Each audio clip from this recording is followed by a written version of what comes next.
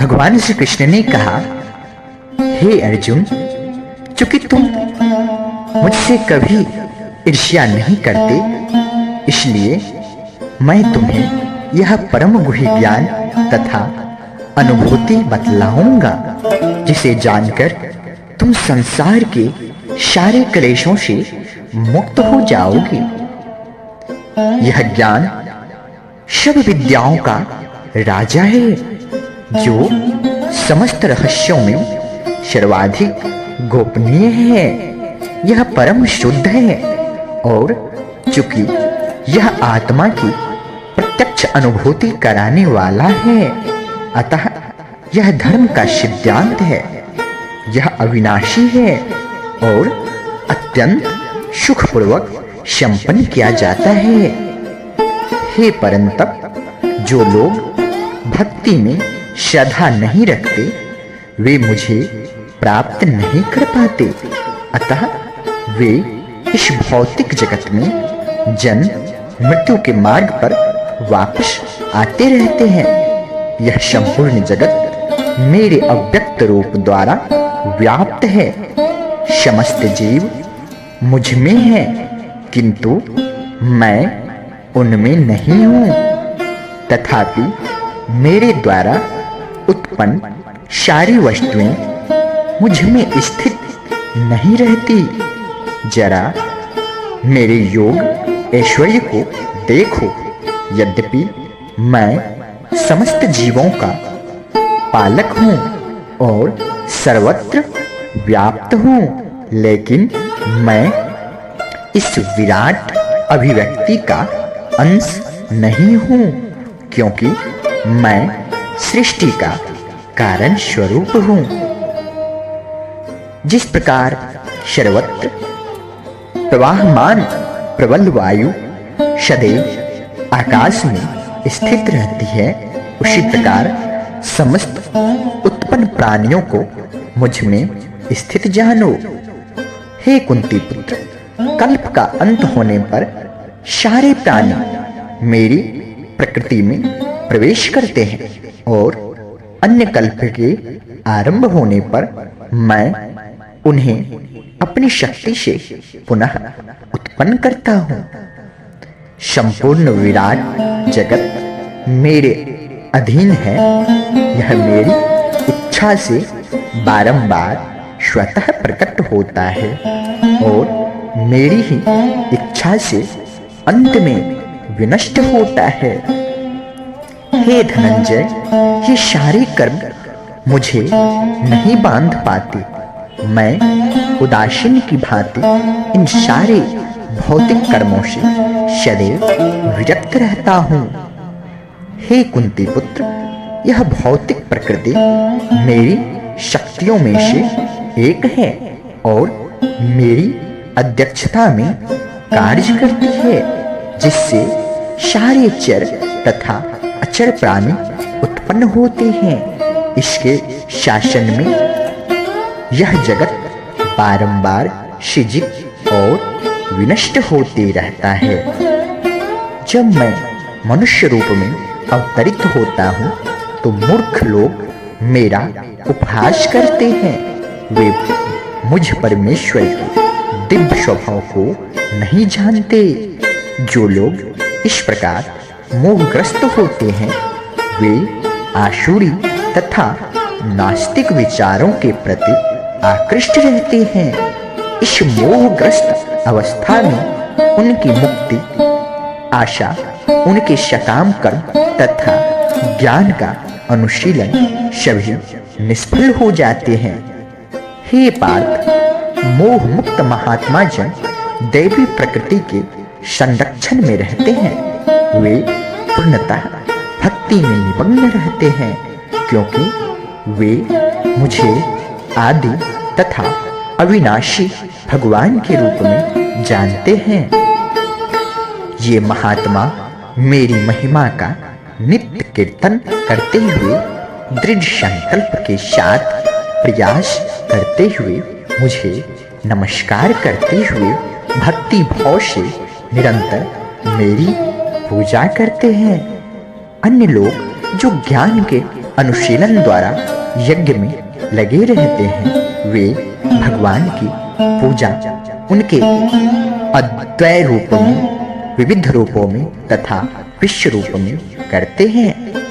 किंतु मैं ही कर्मकांड, मैं ही यज्ञ, पितरों को दिया जाने वाला तर्पण, औषधि, दिव्य ध्वनि, मंत्र, घी, अग्नि तथा आहुति हूँ। मैं इस ब्रह्मांड का पिता, माता, आशय तथा पितामह हूँ। मैं ये जानने योग्य शुद्धिकर्ता तथा ओंकार हूँ। मैं ऋग्वेद, सामवेद तथा यजुर्वेद भी हूँ। मैं ही लक्ष्य पालन करता, स्वामी, साक्षी, धाम, शरणस्थली तथा अत्यंत प्रिय मित्र हूँ। मैं सृष्टि तथा प्रलय सबका आधार, आशय तथा अविनाशी बीज भी हूँ।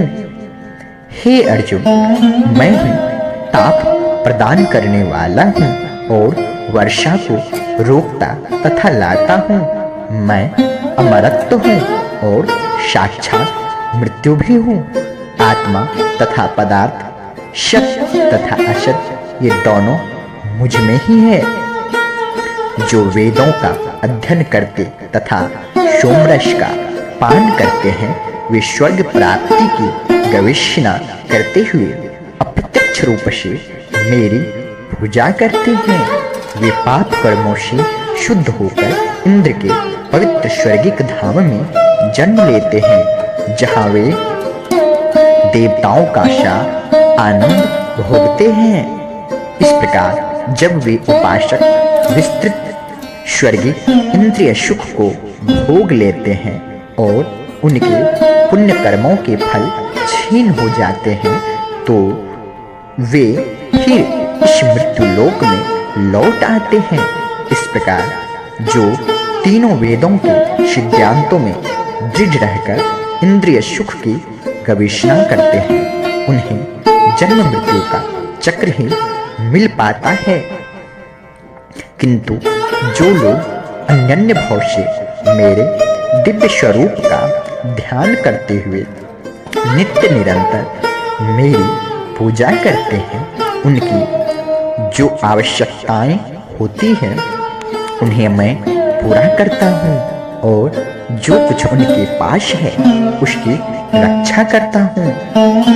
हे कुंती पुत्र, जो लोग अन्य देवताओं के भक्त हैं और उनकी श्रद्धापूर्वक पूजा करते हैं, वास्तव में वे भी मेरी ही पूजा करते हैं, किंतु वे यह त्रुटिपूर्ण ढंग से करते हैं। मैं ही समस्त यज्ञों का एकमात्र भोक्ता और स्वामी हूँ। अतः जो लोग मेरे वास्तविक दिव्य स्वभाव को नहीं पहचान पाते, वे नीचे गिर जाते हैं। जो देवताओं की पूजा करते हैं, वे देवताओं के बीच जन्म लेंगे। जो पितरों को पूजते हैं, वे पितरों के पास जाते हैं। जो भूत प्रेतों की उपासना करते हैं, वे उन्हीं के बीच जन्म लेते हैं। और जो मेरी पूजा करते हैं, वे मेरे साथ निवास करते हैं। यदि कोई प्रेम तथा भक्ति के साथ मुझे पत्र, फूल, पुष्प, फल या जल प्रदान करता है, तो मैं उसे स्वीकार करता हूँ। हे कुंती पुत्र, तुम जो कुछ करते हो, जो कुछ खाते हो, जो कुछ अर्पित करते हो या जो कुछ दान देते हो और जो भी तपस्या करते हो, उसे मुझे अर्पित करते हुए करो। इस तरह तुम कर्म के बंधन तथा इसके शुभाशुभ फलों से मुक्त हो सकोगे। इस संन्यास योग में अपने चित्त को स्थिर करके तुम मुक्त होकर मेरे पास आ सकोगे। मैं न तो किसी से द्वेष करता हूँ, न ही किसी के साथ पक्षपात करता हूँ।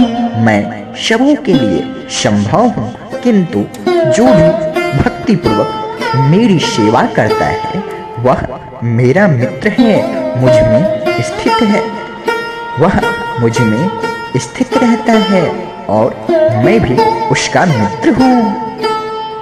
यदि कोई जघन्य से जघन्य कर्म करता है, किंतु यदि वह भक्ति में रत रहता है तो उसे साधु मानना चाहिए, क्योंकि वह अपने संकल्प में अडिग रहता है।